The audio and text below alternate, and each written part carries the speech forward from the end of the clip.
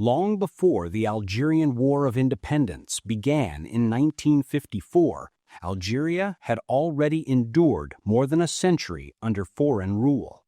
To understand why Algerians rose up against France, we must look back to the years when freedom was only a distant dream. The story begins in 1830, when French soldiers landed on the shores of Algiers. They came with guns, cannons, and ambition.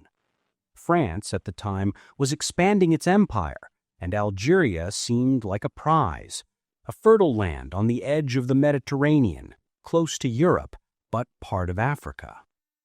The French claimed they came to bring civilization, but in truth, they came to conquer. At first, the Algerians resisted. Tribes from across the land united under a young and courageous leader, Emir Abdelkader. He was not just a warrior, he was also a scholar, a thinker, and a man of deep faith. For more than 15 years, Abdelkader led his people in a heroic struggle. His armies fought battle after battle, trying to keep the dream of independence alive. But by 1847, outnumbered and surrounded, he surrendered. His capture marked the beginning of more than 130 years of French domination. After the conquest, France began to change Algeria completely. They took over fertile lands and gave them to European settlers, known as colons or pieds noirs. These settlers built farms, vineyards, and cities, but the native Algerians, who had lived there for centuries, were pushed aside. They lost their land, their rights, and often their homes. Over time, the settlers became powerful. By the early 1900s, about 1 million Europeans lived in Algeria, most from France, but also from Italy, Spain, and Malta. They lived well, owning businesses, schools, and newspapers. Meanwhile, the majority, more than 8 million Muslim Algerians, lived in poverty. They worked as farmers or laborers, often on land that once belonged to their ancestors. French rule created a society divided by law, religion, and language. The French called Algeria not a colony, but part of France itself. But this was a trick of words, because not everyone was treated as French. The European settlers had full citizenship, while Muslim Algerians were governed by a harsh colonial code. They could not vote, could not freely speak, and could be punished without trial. Even their faith was targeted. Islamic schools and charities were tightly controlled or shut down. Arabic, the language of the people, was banned in many schools. The goal was to make Algerians forget who they were and instead become French, but they were never treated as equals. To gain citizenship, an Algerian Muslim had to give up Islamic law, something few would ever do. So even after more than a century, they remained outsiders in their own homeland. In the cities, the contrast was sharp. European districts were bright and modern, wide boulevards, cafes, and clean streets. But nearby, Algerian neighborhoods were crowded and poor. In the countryside, the situation was worse. Farms once owned by local families now belonged to European landlords. Many Algerians became sharecroppers, working land they didn't own for little pay. By 1954, fewer than 15 out of every 100 Muslim Algerian children went to school. In contrast, almost every European child did. Schools taught French history, French heroes, and French pride, but not Algerian history, not Arabic, and certainly not Islam. This made many young Algerians feel invisible, but it also made them question, why are we treated this way? And that question was powerful. It was the beginning of awareness. The early 1900s saw the first voices of reform and resistance. Teachers, scholars, and activists began to speak for change. Among them was Sheikh Abdelhamid Ben Badis, who led a movement to revive Algerian culture. He encouraged people to learn Arabic, to reopen Islamic schools, and to be proud of their identity. His famous words became a symbol of hope. Islam is our religion, Arabic is our language, and Algeria is our homeland. Others, like Misali Hajj, believed political struggle was the answer. He founded the Étoile North Africaine, or North African Star, in the 1920s. It was one of the first organizations to demand full independence for Algeria. The French government banned it several times, but the idea of freedom could not be banned. It was spreading, especially among young workers and students. When World War II began in 1939, Algeria once again became part of a global conflict. Thousands of Algerians fought and died for France, believing their loyalty would finally earn them equality. When the war ended and France celebrated its liberation from Nazi Germany, the Algerians expected change, but nothing changed. France remained free. Algeria did not. The disappointment was deep, and it would soon turn to anger. The end of World War II marked the beginning of a new age across the world. Countries in Asia and Africa were demanding independence from colonial rule. But in Algeria, France still held on tightly. And on May 8, 1945, the day Germany surrendered, the first real crack in France's control appeared in the town of Sétif. Thousands of Algerians gathered in Sétif that day, waving flags and shouting for freedom. It began peacefully, a celebration of victory and hope. But during the march, a clash broke out between police and protesters. Several Europeans were killed.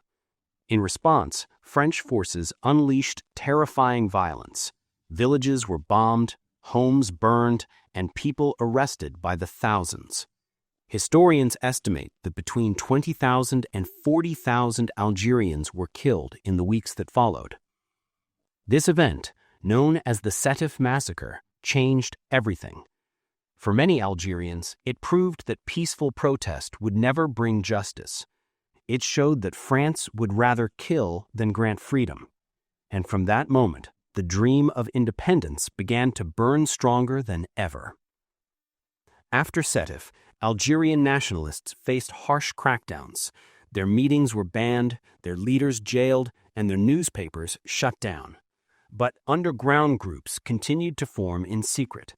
Young men met in mountain villages, in cafes, and in the back rooms of Algiers. They shared one goal: to fight for a free Algeria. By the early 1950s, these small groups decided to unite. They came from different backgrounds.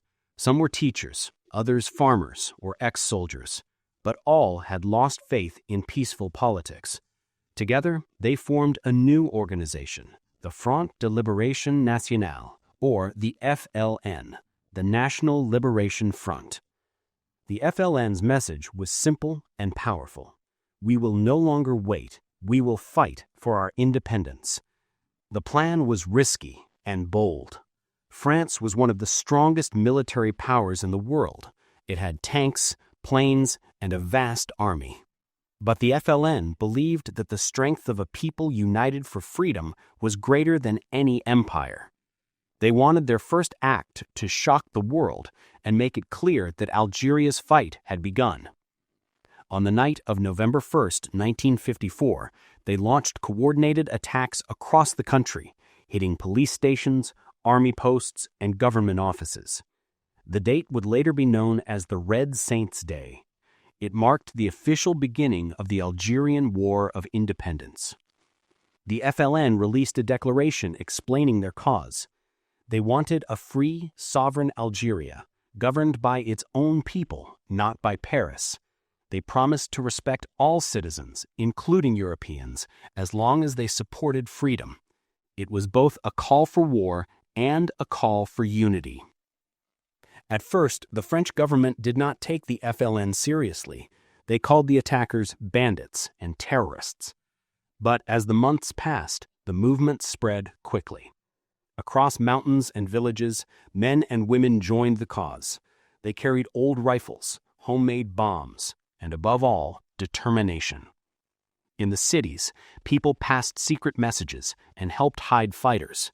In the countryside, entire communities supported the revolutionaries, offering food, shelter, and silence when soldiers came asking questions.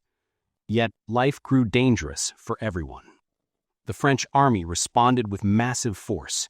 Raids, arrests, and torture became common. Villages suspected of helping the FLN were burned. Civilians were trapped between two fires, punished by the French if they supported the rebels and threatened by the rebels if they cooperated with the French. The war would soon grow darker, bloodier, and harder to control. But in 1954, as the first shots echoed through Algeria, people believed that after 134 years of silence, their voices had finally been heard. The road ahead would be long and painful, but the first step had been taken. Before the war, Algeria was a land divided, rich and poor, ruler and ruled, colonizer and colonized. But from within that division rose unity. From years of oppression came courage, and from silence came a single, powerful cry: freedom. The struggle for independence had begun. The year was 1954. Across the mountains, deserts, and cities of Algeria, a quiet determination was spreading. The belief that freedom would not be given, it had to be taken. For 124 years, Algerians had lived under French control. They had tried reform, petitions, and peaceful protests, but each time they were met with silence, arrests, or violence. The Sétif massacre of 1945 had proven that peaceful protest could end in tragedy. Now, nearly a decade later, a new generation of revolutionaries was ready to act.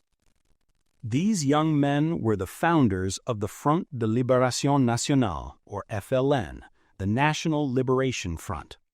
They were not a large army, nor were they wealthy or powerful. But they had one thing that France no longer had: the trust and hopes of millions of ordinary Algerians. The FLN was born from unity. It brought together members of different nationalist groups who once disagreed about how to achieve independence. Now they realized that division only served the colonizers. They set aside personal ambitions and came together under one flag: the flag of freedom. In a small house in the city of Algiers, the leaders of the FLN met secretly. Among them were Mohammed Boudiaf, Mostafa Ben Boulaid, Larbi Ben Mehidi, and Didouche Mourad, names that would soon become legendary in Algeria's history.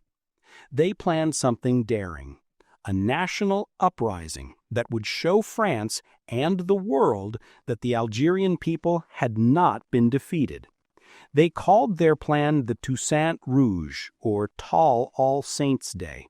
It would take place on the night of November 1, 1954, a date chosen carefully, as the Christian holiday of All Saints' Day meant many Europeans would be at home or at church. The FLN planned to strike at once in many different regions to show that resistance was everywhere. Their declaration, sent to newspapers and radio stations that night, was simple and powerful. To the Algerian people, we call you to join the struggle for the restoration of an Algerian state, sovereign, democratic, and social, within the framework of Islamic principles. It was signed not by names, but the National Liberation Front. This was no longer about a few leaders. It was a movement of the people. That night, explosions and gunfire echoed across Algeria.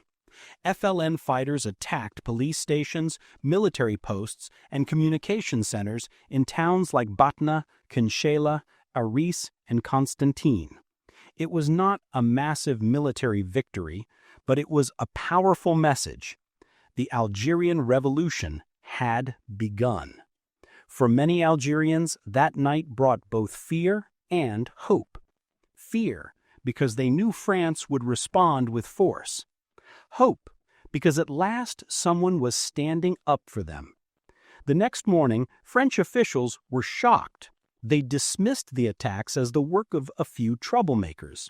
But deep down, they knew this was something new. It was organized, it was political, and it had the support of the people. Soon, France declared a state of emergency in Algeria. Thousands of soldiers were sent to hunt down the rebels.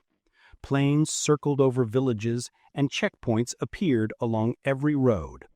The French governor promised to crush the uprising quickly, but the FLN had no intention of disappearing. In the mountains of Kabylie, in the Oris region, and in the Sahara, the FLN fighters, known as Mujahideen, began to organize guerrilla units. They did not have tanks or aircraft. Their weapons were often old rifles, sometimes even homemade. But they knew the land, every valley, every hill, every path. They could strike and vanish before the soldiers even knew where they had been. The war had begun, but it did not look like a traditional war. There were no front lines, no formal battles. It was a war of ambushes, sabotage, and survival. It was a war fought in the shadows and in the hearts of millions. At first, not every Algerian joined the FLN. Some were afraid. Others believed France was too strong to be defeated. But as French troops began arresting villagers and bombing suspected hideouts, more and more people began to sympathize with the revolutionaries. Every burned house, every arrest, every insult pushed ordinary people closer to the cause. The French army could not understand why peasants and farmers would support the rebels. They saw them as victims of propaganda. But in truth, the people were not blind followers. They were participants in a movement that promised dignity after generations of humiliation. By early 1955, the FLN was growing stronger. Its message spread through secret pamphlets, underground radios, and word of mouth. Its fighters operated from mountain bases and crossed borders into neighboring Tunisia and Morocco, both still under colonial rule, but soon to gain independence. The dream of freedom was now larger than Algeria alone. It was part of a wave sweeping across Africa and the Arab world. But this dream came with a price. The war was turning darker, and both sides were about to cross lines that would scar the nation for generations to come. By the summer of 1955, the war that France hoped to end quickly was spreading faster than anyone expected. In the countryside, especially in the Constantine region, FLN units grew more confident. They ambushed convoys, sabotaged bridges, and targeted collaborators, Algerians who worked with French authorities. The most shocking event came in August 1955, in a mining town called Philippeville, today known as Skikda. The FLN launched a coordinated uprising, attacking police posts, military stations, and European settlers. Dozens of civilians were killed. It was one of the first times the war reached European communities directly. The French response was swift and brutal. Over the following days, the French army, aided by settlers, carried out a campaign of revenge. They shot thousands of Algerians, many of whom had nothing to do with the uprising. Entire villages were destroyed. In some places, people were lined up and executed without trial. Historians estimate that over 10,000 Algerians died in Philippeville reprisals. The exact number is still debated, but what cannot be denied is the impact it had. The violence on both sides hardened hearts. For the FLN, Philippeville became a symbol of sacrifice. For France, It became a reason to escalate the war. Soon the conflict became one of the most brutal wars of decolonization in the 20th century. France poured more troops into Algeria, first 60,000, then 200,000, and eventually more than 400,000 soldiers. The countryside was filled with checkpoints, patrols, and curfews. But the FLN refused to surrender. They moved through the forests by night, struck quickly, and disappeared at dawn. To the French army, it was like fighting a shadow. Meanwhile, the FLN began to build not just a military force, but a political system. They divided the country into zones, each with local commanders and representatives. They collected taxes from farmers, distributed food, and held secret meetings to discuss independence. They also created a new sense of identity, one Algeria, united beyond tribe or region. But the war was cruel to civilians. Tens of thousands were caught in between. Some were forced to move into regroupment camps, fenced villages where the French tried to cut the FLN off from the people. Life there was harsh, little food, poor sanitation, and constant fear. Others fled to neighboring countries as refugees. Every family had a story: a son who joined the Maquis, the guerrilla fighters, a father taken by soldiers, a village burned in retaliation. The line between soldier and civilian blurred. In this chaos, both sides committed acts that would leave deep scars. By 1956, the FLN was no longer a small rebel force. It had become a national movement supported by Algeria's population and recognized by other countries. Arab nations like Egypt and Syria openly supported the Algerian struggle. In Cairo, Ahmed Ben Bella, one of the FLN leaders, spoke on radio broadcasts calling for international support. The world was beginning to notice what was happening in North Africa. In France, however, the war divided opinions. Some believed Algeria must remain French. Algeria is France, they said. Others, including students, writers, and even priests, began to question the morality of the war. They asked, how can a nation that fought for freedom in Europe deny it to others? But for now, the government's answer was clear: more soldiers, more control, more war. The FLN, understanding that the fight could not be won in the mountains alone, decided to bring the war to the cities.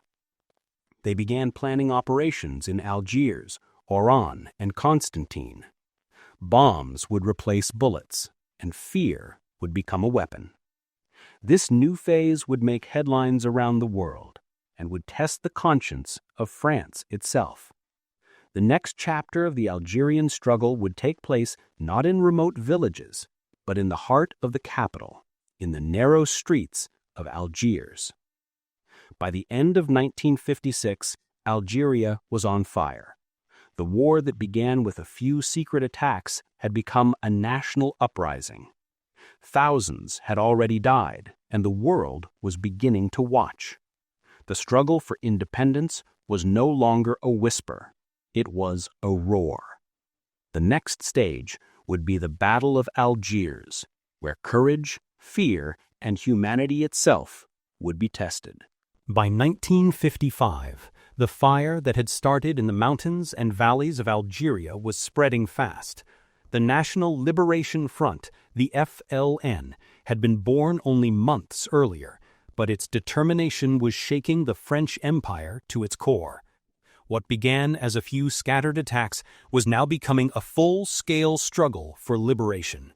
The countryside, with its rugged hills and isolated villages, became the beating heart of this new war. French officials in Algiers had believed that the rebellion would be easily contained, but they underestimated the power of hope and the depth of frustration that lived in the Algerian soul. The peasants who worked the land, the shepherds in the mountains, and the families in small desert towns had carried the weight of colonial inequality for over a century. For them, the FLN was not just a political movement. It was a promise that their children might one day live free. In the mountains of Kabylia, small groups of fighters began organizing themselves into maquis, or rural guerrilla bands. Their weapons were old and few, but their courage was endless. They knew the terrain better than anyone else. Every rocky pass, every olive grove, every hidden spring. They relied on the support of local villagers who offered them food, shelter, and information, even when it meant risking their lives. The FLN leadership called this phase the People's War. The idea was simple: make Algeria ungovernable for France. Destroy the illusion that colonial peace could ever return. In the forests and mountains, French patrols soon found themselves fighting not just armed rebels, but an entire nation rising in secret. In the spring of 1955, the war took a dark and decisive turn. The FLN launched a series of coordinated attacks in eastern Algeria, particularly around the town of Philippeville. Hundreds of civilians were killed, both European settlers and Algerians seen as collaborators. The French response was immediate and brutal. Thousands of Algerians were rounded up, villages were burned, and entire communities were punished for the actions of a few. What had been a regional conflict was now becoming an all-out war. The events at Philippeville shocked France and the world. Newspapers in Paris reported the killings with horror, calling the rebels savages. Yet few stories were told of the massacres that followed, of men executed without trial, of families forced to flee their homes, of children caught in the crossfire. Violence, once unleashed, began feeding on itself. For many Algerians, this moment marked a point of no return. They knew that France would never again see them as loyal subjects. The dream of peaceful reform was dead. Now only freedom or death remained. As the countryside burned, the FLN's message spread through whispers and secret letters. New recruits joined from across the nation. Teachers, farmers, merchants, even students from the cities all began to see the struggle as their own. Every arrest, every raid, every story of injustice drew more people to the cause. France sent in reinforcements, elite paratroopers, foreign legionnaires, and tens of thousands of soldiers to crush the rebellion. But the more they fought, the stronger the resistance became. In the high mountains, small victories lifted morale. An ambush on a French convoy, the capture of an outpost, a successful escape. These moments, though minor in military terms, were symbols of defiance. For a people long silenced, the sound of their own resistance was music to the heart. By 1956, Algeria was no longer a quiet colony. It was a battlefield. As the war entered its third year, both sides realized that this was not merely a conflict of guns and bombs. It was a battle for hearts and minds. The FLN wanted to convince the world that Algeria's struggle was part of the global movement for freedom, not just an internal rebellion. France, on the other hand, was determined to prove that Algeria was an inseparable part of its territory, not a colony, but an extension of the French nation. Propaganda became as powerful a weapon as the rifle. French radio broadcast messages portraying the FLN as terrorists, dangerous to both Europeans and Muslims alike. Posters in cities warned against listening to the voice of rebellion. At the same time, FLN leaflets spread through the countryside, reminding Algerians of their history, their faith, and their right to govern themselves. Even in prison camps, the message of independence could not be silenced. The French military tactics grew harsher. Whole villages were relocated to forbidden zones so the army could cut off support to the guerrillas. Torture and mass arrests became common tools of interrogation. Soldiers were told they were defending civilization. rebels were told they were fighting for survival. Between these two worlds, millions of ordinary Algerians lived in fear and uncertainty. Yet, amid the suffering, there were moments of quiet courage. Women carried secret messages hidden in loaves of bread. Teachers used their lessons to explain what freedom really meant. Young boys acted as couriers, running barefoot through the hills to deliver information between units. The revolution was not only fought by soldiers, it lived in the hearts of ordinary people. Outside Algeria, the world was beginning to pay attention. The United Nations received complaints from newly independent countries in Asia and Africa, demanding that France recognize Algeria's right to self-determination. Arab nations, especially Egypt under Gamal Abdel Nasser, supported the FLN and provided training and weapons. Algeria's struggle became a symbol for all colonized peoples still under European rule. France faced growing isolation. Many countries that once admired its culture and democracy began to question how a nation that spoke of liberty could deny it to others. Even within France, voices of conscience started to rise. Writers, students, and church leaders began speaking out against the violence, urging their government to seek peace rather than revenge. The war had reached every corner of life. By 1957, more than 400,000 French soldiers were stationed in Algeria. Cities were under curfew. The countryside was divided by military zones and barbed wire. Entire families had disappeared, taken away in the night. And yet the FLN endured, adapting, hiding, and waiting for its next move. Children born during those years would later say they remembered the sound of helicopters as part of their lullabies. For them, war was the background of childhood.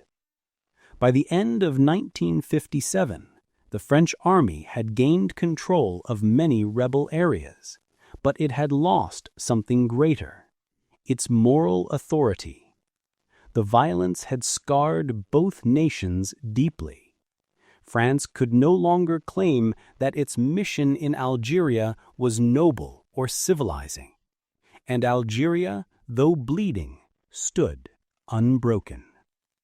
The stage was now set for the next great confrontation, the Battle of Algiers. A war that had burned through villages and mountains was about to enter the cities, and the whole world would soon watch. By late 1956, the Algerian War had spread far beyond the mountains and rural villages. The struggle now entered the cities, and nowhere did it burn more fiercely than in Algiers, the capital of French Algeria. With its whitewashed buildings rising from the Mediterranean and its crowded Kasbah quarter filled with winding alleys and markets, Algiers became the new battlefield for a nation's freedom. The National Liberation Front, FLN, had learned that to truly shake France, they needed to bring the war into the heart of urban life, where it could no longer be ignored. Rural guerrilla attacks, though courageous, were hidden in the remote hills. But a bomb in a cafe, a gunshot in a busy street, or a strike in the port, those could capture the world's attention. The FLN began organizing a network inside the city. Secret cells, couriers, and safe houses hidden in the Kasbah. Every person had a role. Men carried weapons and messages, children acted as lookouts, and women, often overlooked by French soldiers, became key members of the resistance. Dressed like Europeans, some carried bombs in handbags or under their clothes, passing easily through checkpoints. Among them were young women such as Jamila Bouhirid and Zorha Drif, whose names would later become symbols of courage. They were students, not soldiers, yet they risked everything to help their people. To them, it was not just a fight against France, but a fight for dignity, for the right to exist as equals in their own homeland. In September 1956, the FLN launched a campaign of coordinated attacks in Algiers. Bombs exploded in cafes and nightclubs frequented by Europeans. One such explosion in the famous Milk Bar Cafe killed and injured dozens. Panic swept through the European community, and fear spread across the city. The French government, stunned by the boldness of the attacks, decided that Algiers must be brought under control at any cost. To do this, they turned to the paratroopers, elite troops who had fought in Indochina and knew the methods of counterinsurgency warfare. In January 1957, General Jacques Massu and his 10th Parachute Division were given full authority to restore order in Algiers. What followed would become one of the most infamous episodes of the entire war. The paratroopers sealed off the Kasbah, conducting house-to-house searches and setting up checkpoints on every corner. They arrested thousands of Algerians, men, women, and teenagers, often without charge. To the French, this was a necessary war against terror. To the Algerians, it was the face of occupation at its cruelest. Inside secret interrogation centers, torture became a daily reality. Prisoners were electrocuted, beaten, and drowned, all in the name of extracting information about the FLN network.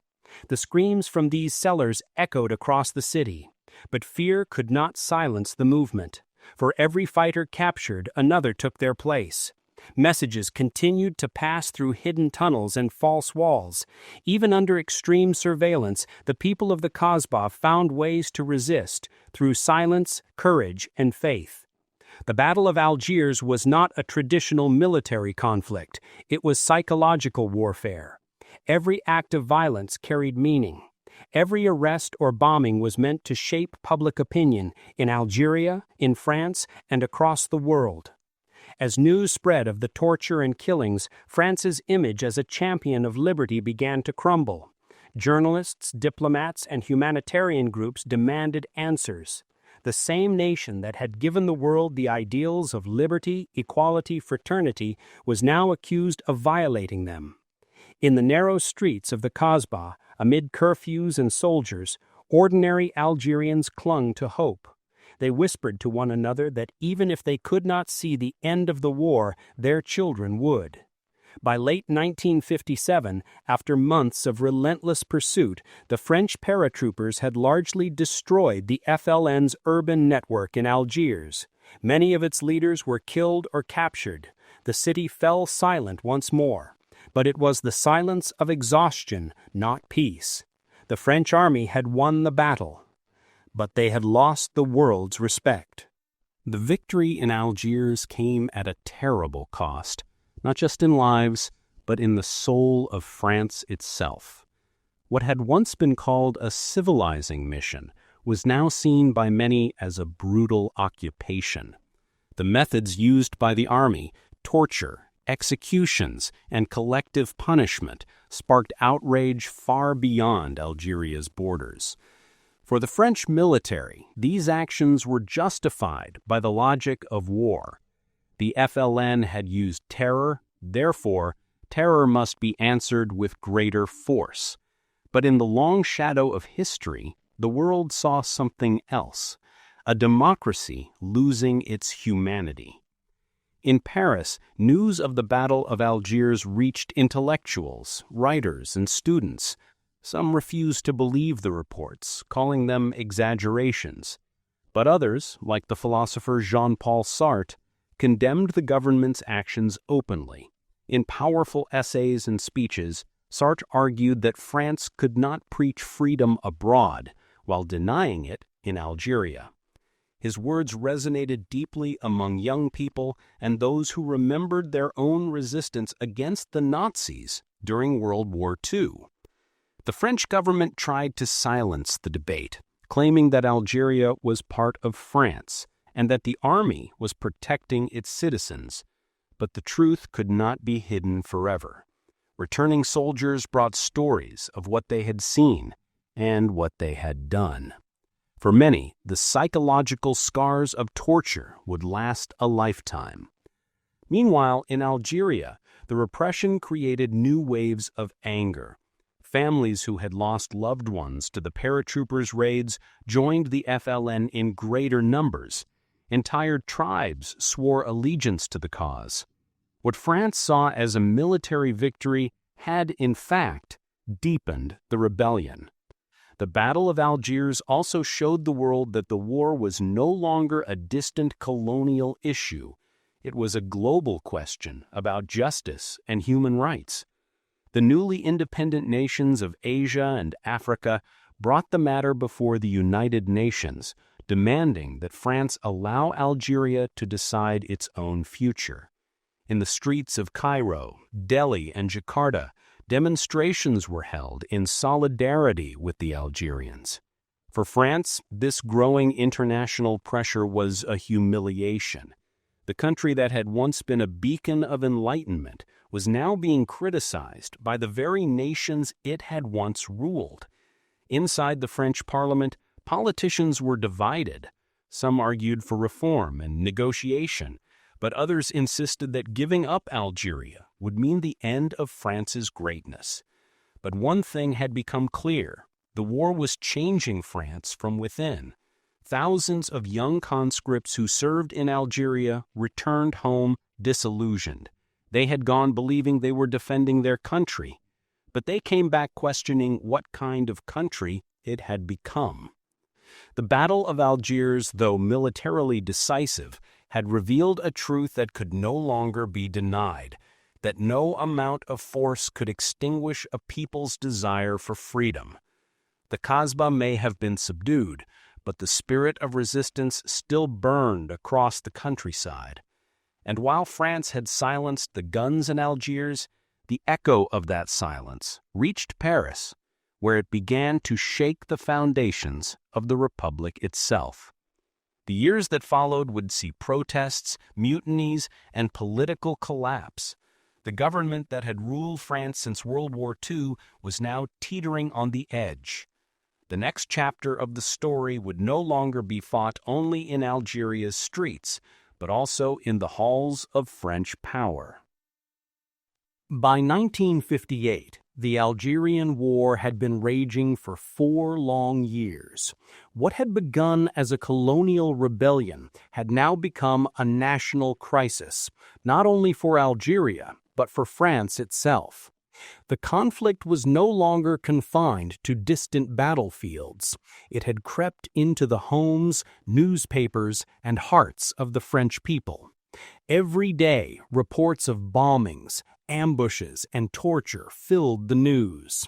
Thousands of young French conscripts were sent to North Africa, many returning home wounded or never returning at all. The war's cost in money and morale was enormous. Yet despite this, the French government could not bring itself to admit that Algeria was fighting for its freedom. Since World War II, France had been ruled by what was called the Fourth Republic, a parliamentary system that often struggled with instability. Governments fell frequently, sometimes after only months in office, as political parties fought over policies and power. When the Algerian crisis deepened, this weakness became unbearable. The army, humiliated by its defeat in Indochina in 1954, saw Algeria as a chance to restore its honor. Many officers believed that politicians in Paris were betraying their sacrifices by talking about negotiations. They insisted that Algeria was part of France, not a colony to be given up, but land that must be defended. This belief ran especially deep among the Pieds Noirs, the European settlers in Algeria. They had lived there for generations, owning businesses, farms, and property. To them, losing Algeria would mean losing everything. But beneath their confidence, there was fear of retribution from the Algerian majority, and fear of being abandoned by the country they still called home. In early 1958, tensions exploded in Algiers. French settlers, furious at rumors of political compromise, organized massive demonstrations.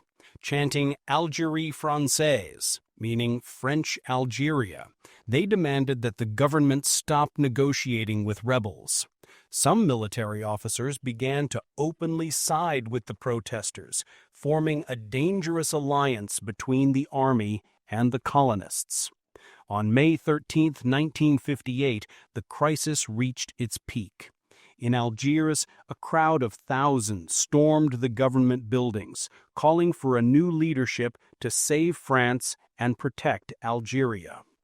French generals took control of the city and formed a committee of public safety. Their message was clear: the politicians had failed, and only strong leadership could save the nation. In Paris, fear spread like wildfire.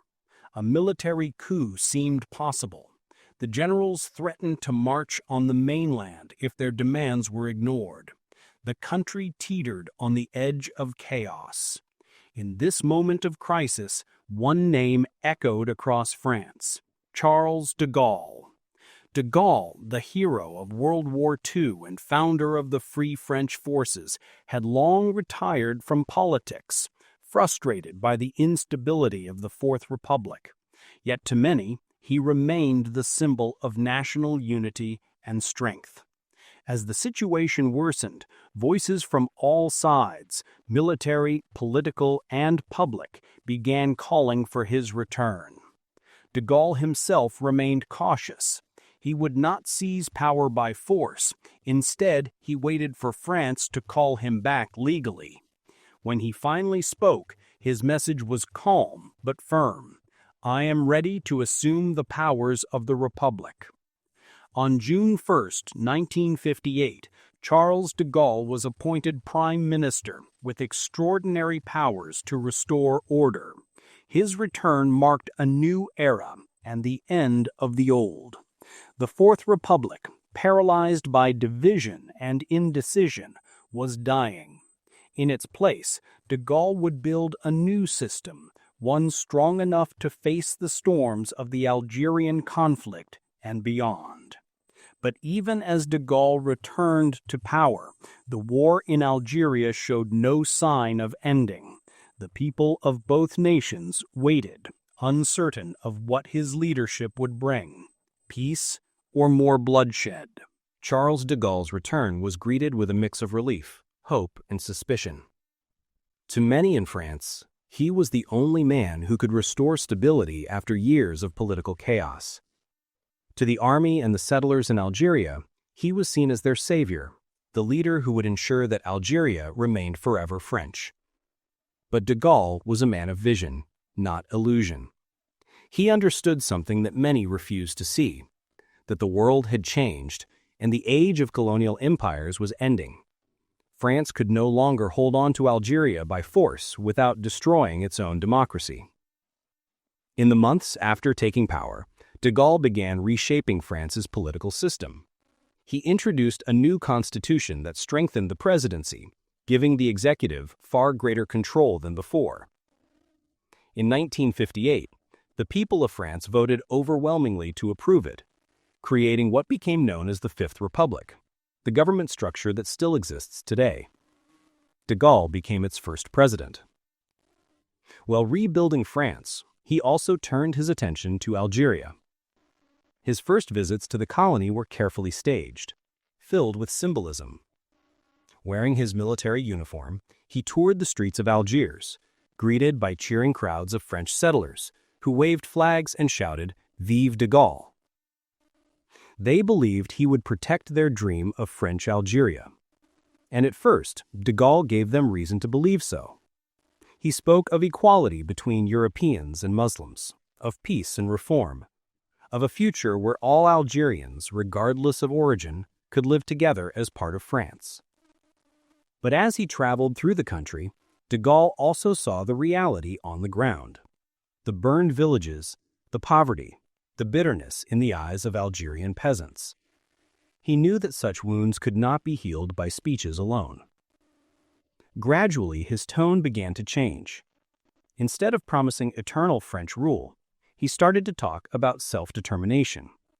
He hinted that perhaps one day the Algerian people should decide their own future. For the French settlers and army officers, these words were shocking, even treacherous. They felt betrayed by the very man they had brought back to power.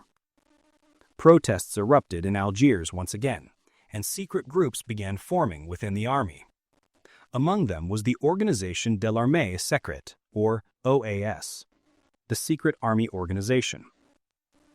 Made up of extremists from the military and settler community, the OAS vowed to fight not only the FLN, but also anyone, even the French government, who dared to negotiate with rebels. The OAS launched a campaign of terror, assassinations, bombings, and attacks against Muslims and French officials alike.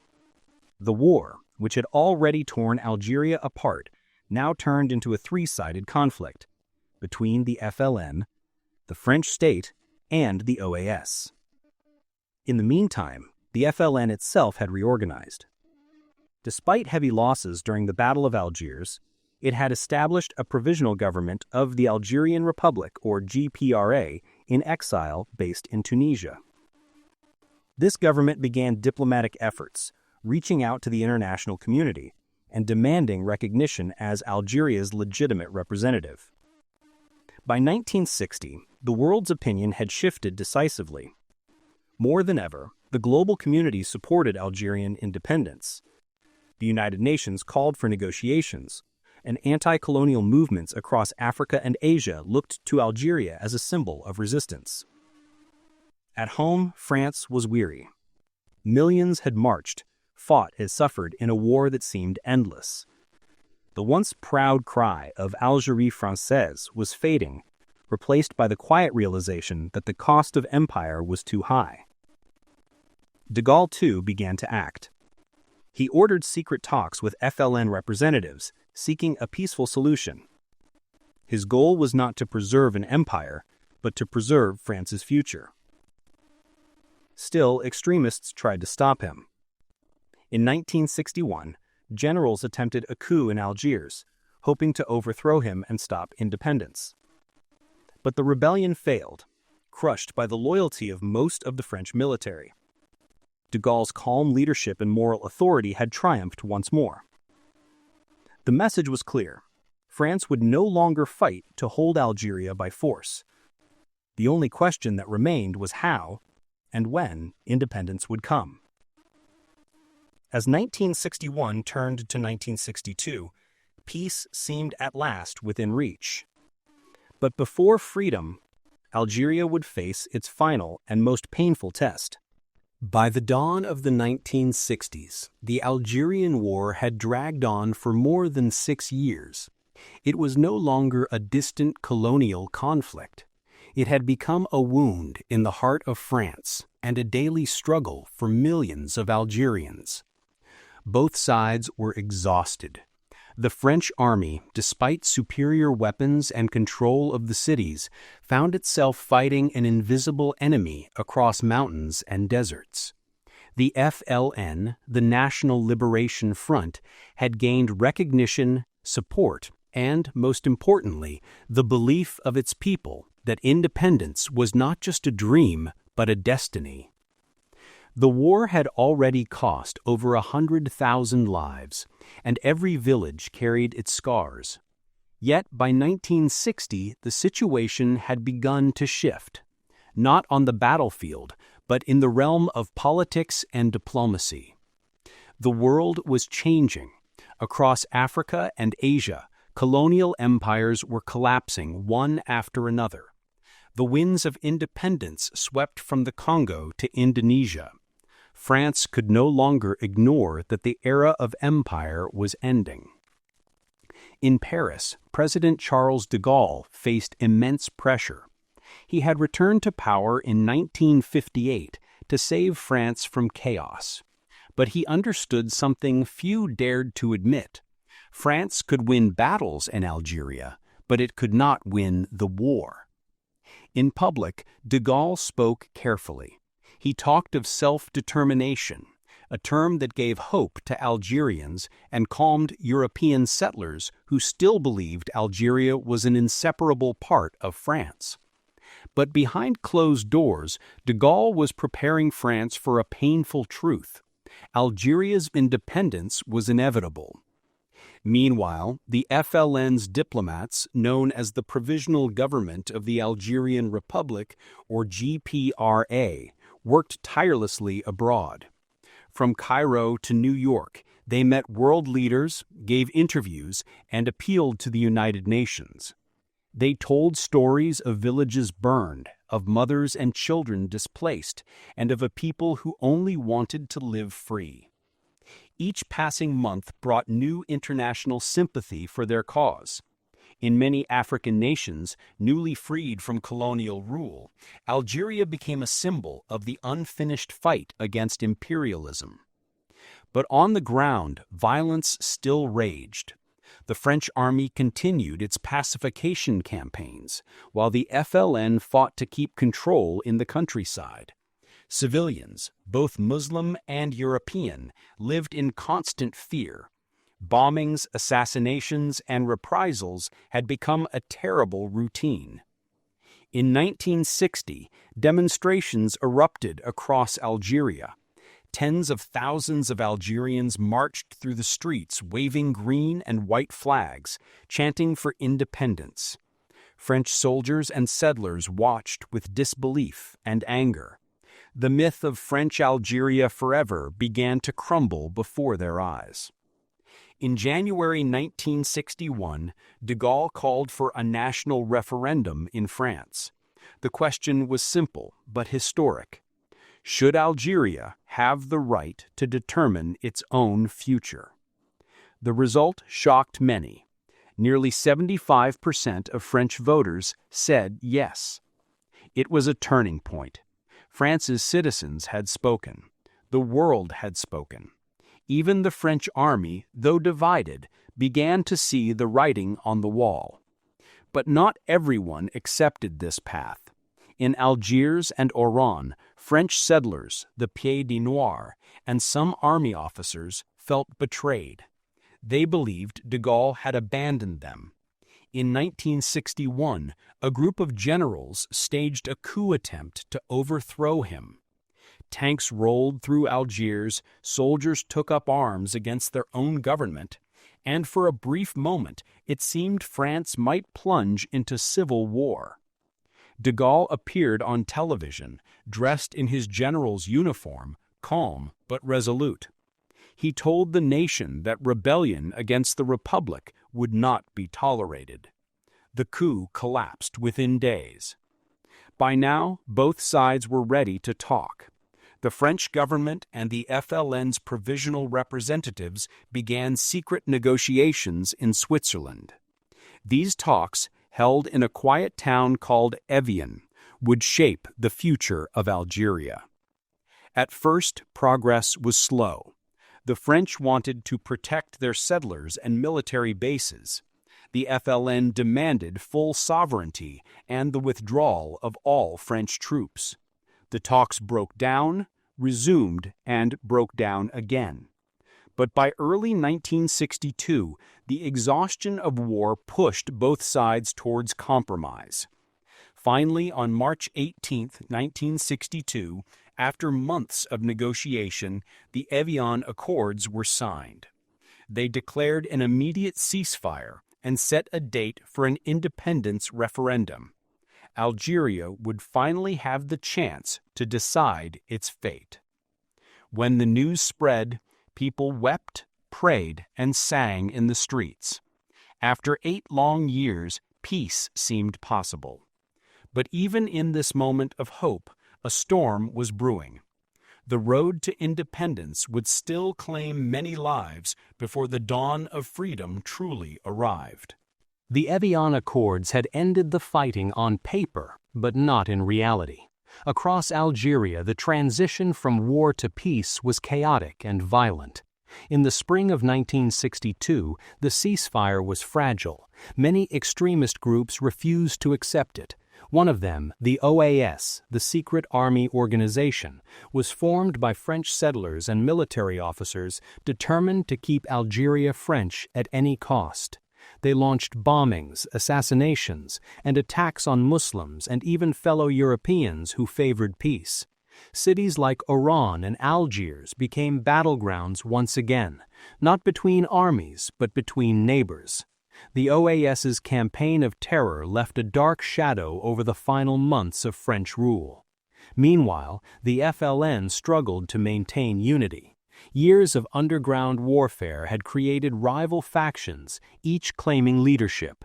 Yet despite internal conflicts, the people's dream was clear: independence. On July 1, 1962, millions of Algerians went to the polls. For the first time in their history, they could vote freely. Ballot boxes were placed in schools, mosques, and community halls. The question was simple: do you want Algeria to become an independent state? The result was overwhelming. Over 99% voted yes.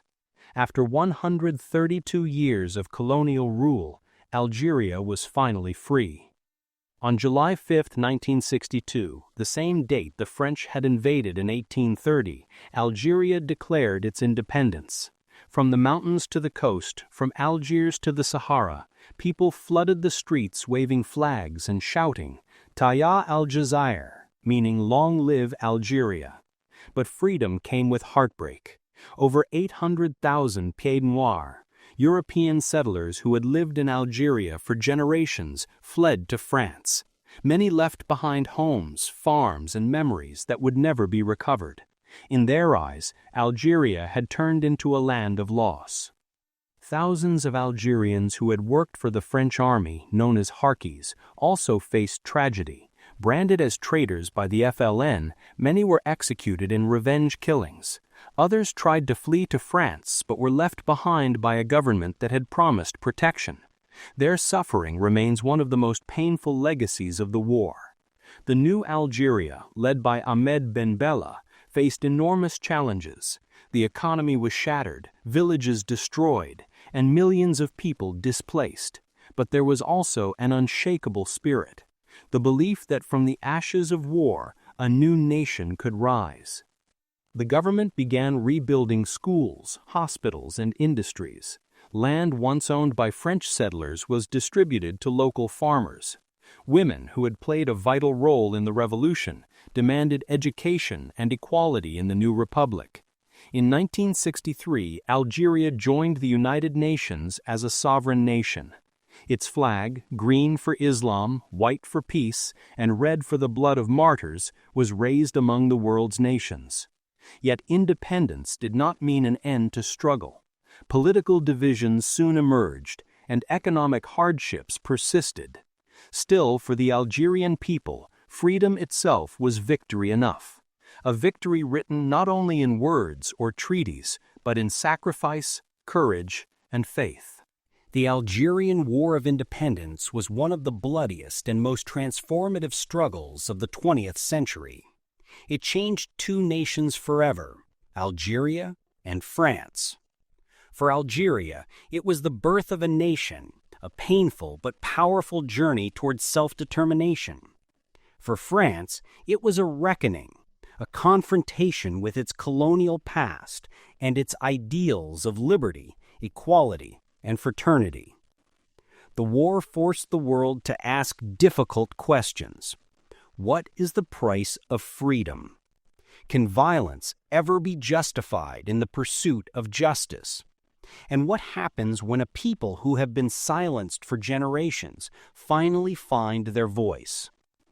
More than 1 million people died during those 8 years: soldiers, villagers, women, and children.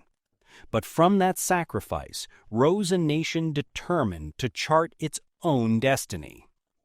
Today, when Algerians celebrate their independence, they remember not only the victory, but the cost. They remember the courage of fighters in the mountains, the mothers who endured, and the young who dreamed of a free homeland. And across the Mediterranean, in France, the war remains a subject of reflection and reconciliation. a reminder that history's wounds take time to heal. The story of Algeria's independence is not just about war. It is about resilience, identity, and hope. It is the story of a people who proved that freedom, no matter how distant, is always worth fighting for. The Algerian War of Independence was not just a story of conflict. It was a story of courage, endurance, and the unbreakable spirit of a people who refused to live in silence. From the mountains of Kabylie to the streets of Algiers, every voice, every act of resistance brought a nation one step closer to freedom.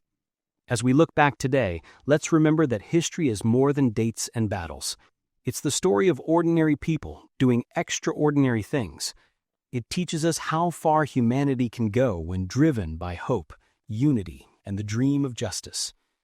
If you've learned something new from this journey through history, help us keep sharing stories that shaped our world. Subscribe to the channel, give this documentary a like, and share it with someone who loves learning about the past. Every view, every comment, and every share helps us bring more untold stories to life. Stories that remind us that freedom is never free and peace is never easy. Join us again next time as we explore another chapter in the world's fight for independence, resilience, and human dignity. Because history is not just behind us, it lives within us.